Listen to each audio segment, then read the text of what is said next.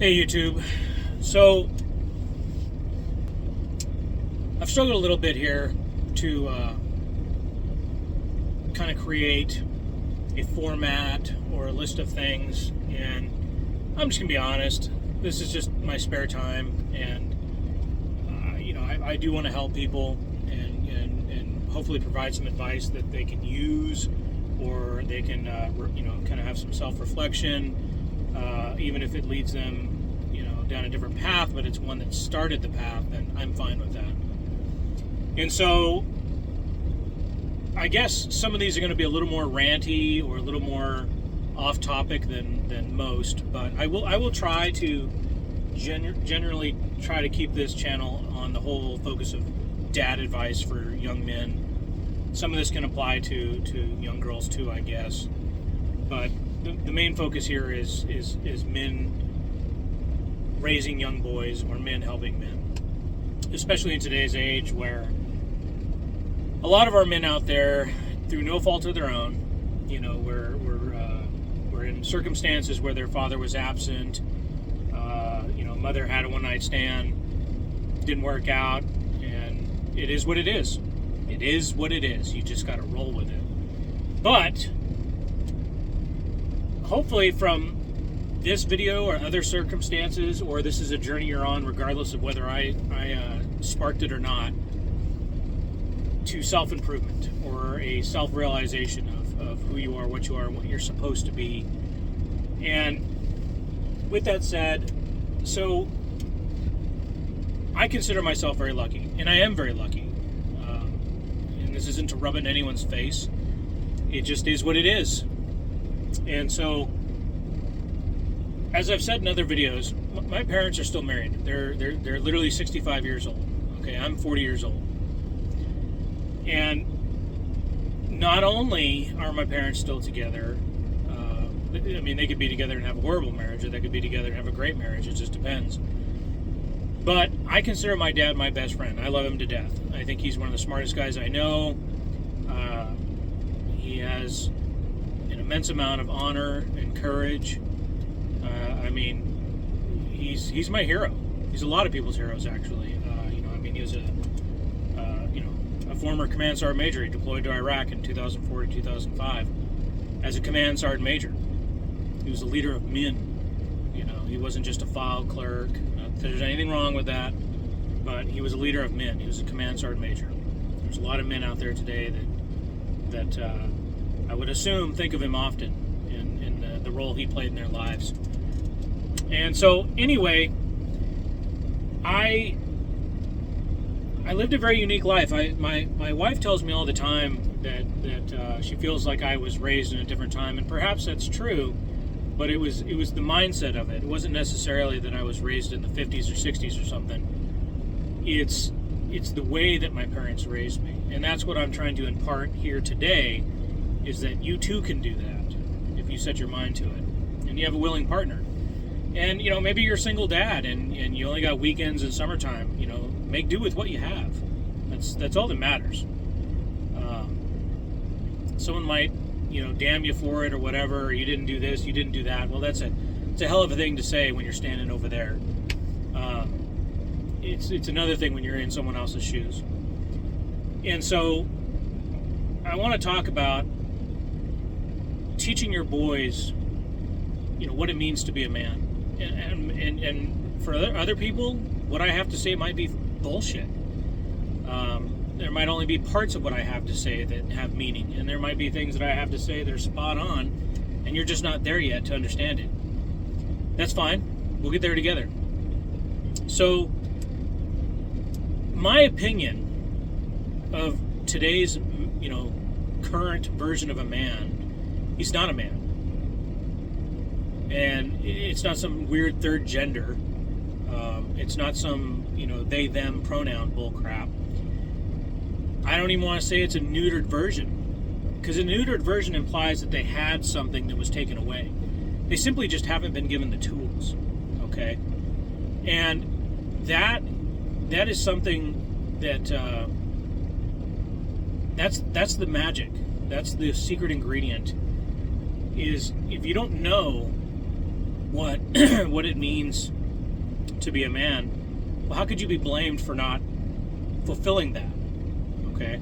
And that's where you and I come in here as fathers to our sons and daughters and so on and so forth.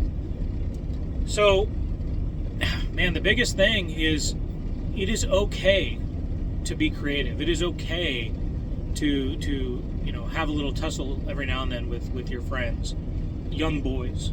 I'm not talking about like 14-year-olds duking it out.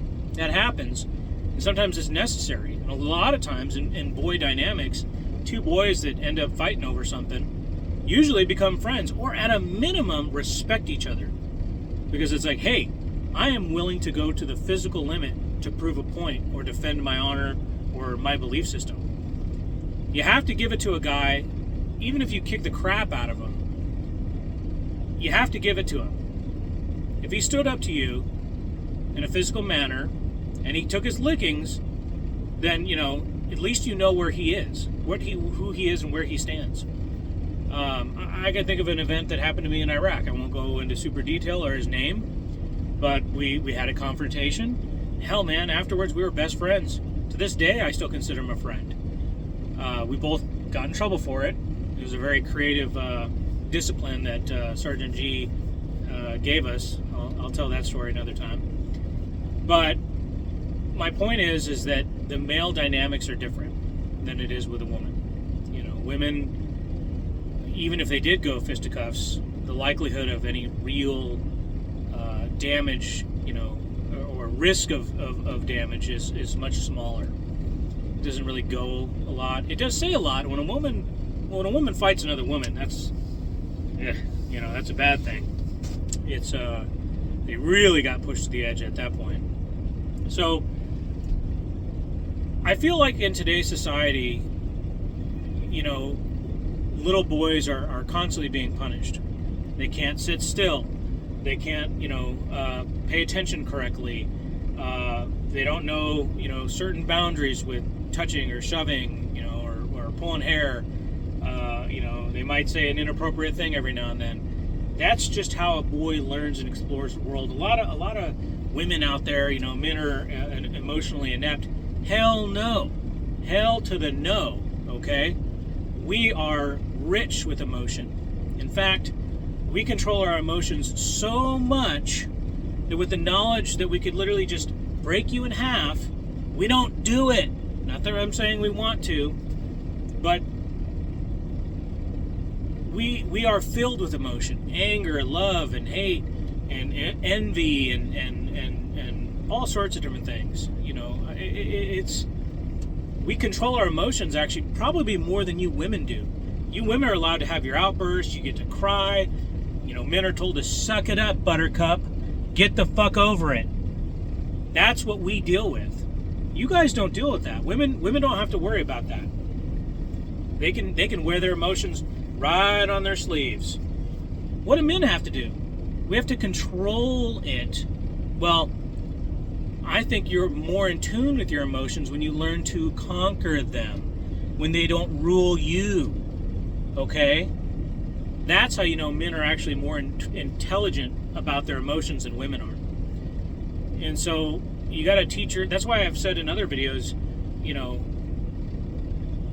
you got to be that raw emotion and then learn to control it. I'm pretty sure I've heard a bunch of different people say this.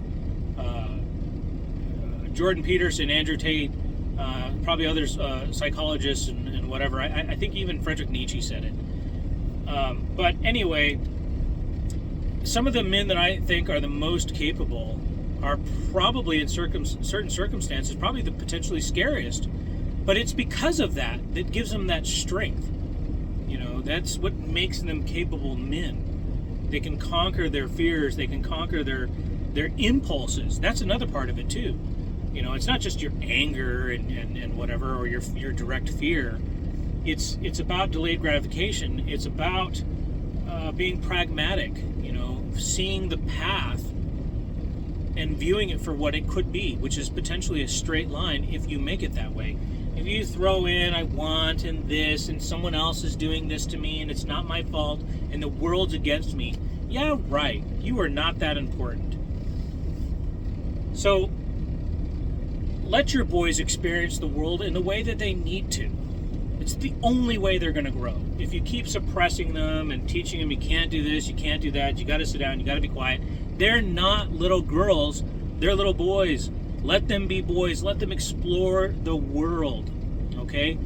Girls are much safer in the way that they play and the way they interact in the world.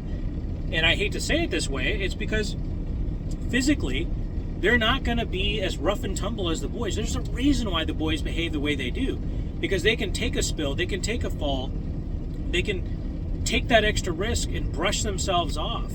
You know, they have that whatever the DNA that says we're a little bit tougher. All you got to do is look at the world champion deadlift weighting and compare it to women and men. Women they're competing in their class to be the best woman, you do that, okay? That's like the Special Olympics. Whatever kid that can run the fastest with cerebral palsy, he gets that medal, okay? Because he's the fastest cerebral palsy running kid, okay? Just like you could be the fastest man and you can be the fastest woman. But they're two separate things. So let your young boys be boys, okay? And understand that their emotional range is going to be different, and how they handle that emotional range is going to be different, okay? And so back to, me and how I was brought up. I mean, I had a little Suzuki 50 motorcycle when I was like 5 or 6 years old. I got it for Christmas. With an open-faced helmet. We didn't know any better back then. But I did things that as a 40-year-old man, I'd be like, gosh, I hope I don't, break my leg. But as a kid, it was adventurous. It was fun. It was how you explored the world. And I've said it before in other videos, spend time with your kids. Go do these things. Go for a nature hike. Go do things outside and grow up with your kids. So I'm going to talk a lot more about just kind of random things from time to time on some of these videos, but I just kind of want to talk about the good things in life that you can bring to your children through my experiences and what I think is important.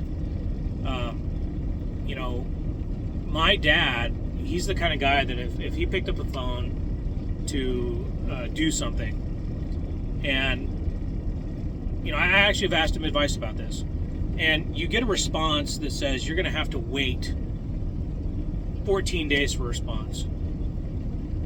In today's society, nobody wants conflict. Nobody wants confrontation. They just take that. Like, oh, okay, I'll call back in 2 weeks. Are you kidding me? Are you kidding me? Look what I'm doing here. I'm going to send this over the waves. There's no hard connection to my phone to download this video. We live in an amazing age. But most people would take that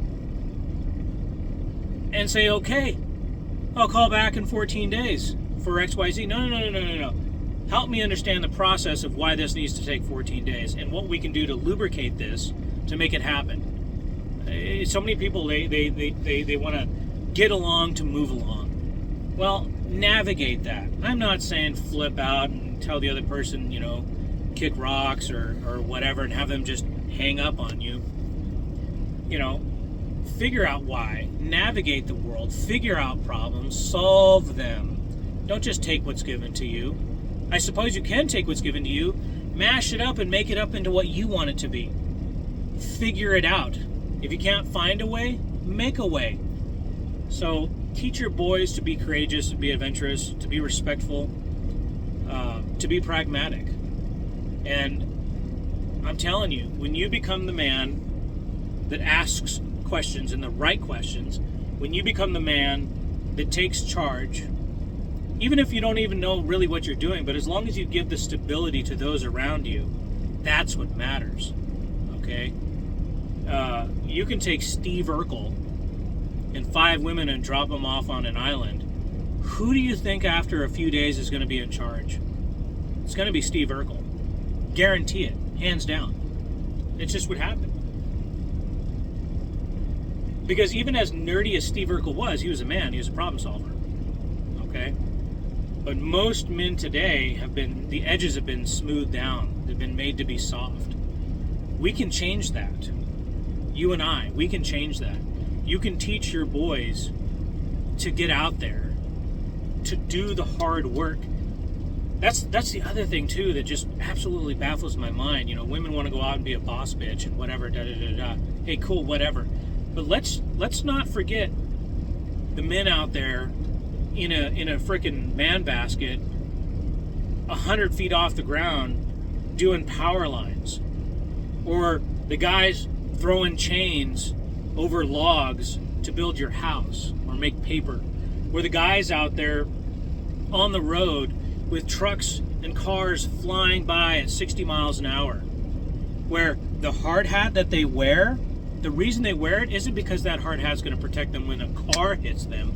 No, it's because they've found out through math that when they get hit, depending on how far that hard hat rolls, that's an equation to figure out how fast the driver that hit them was going. Pretty morbid, right? But it matters in court. These are the people that make the world go round, and we have been robbed of our honor. We have been made to be small. We've been belittled. But men still make the world go round. 100%. The lights, the water, the sewage, the houses, the roads. Should I go on? There's many other important jobs that require men to do, and some that don't require men to do. But let's just remember, real men, guys that can handle the cold, blow a snot rocket out their nose because they don't have any tissue paper while they're out at the job site, guys that can get filthy, guys that can expose themselves to H2S and other dangers. We need those men. You are training the next generation of men that we need. Remember that. You have a responsibility. So hey, no pressure, but do your best. And stay safe out there, and I'm pulling for you. Have a good day.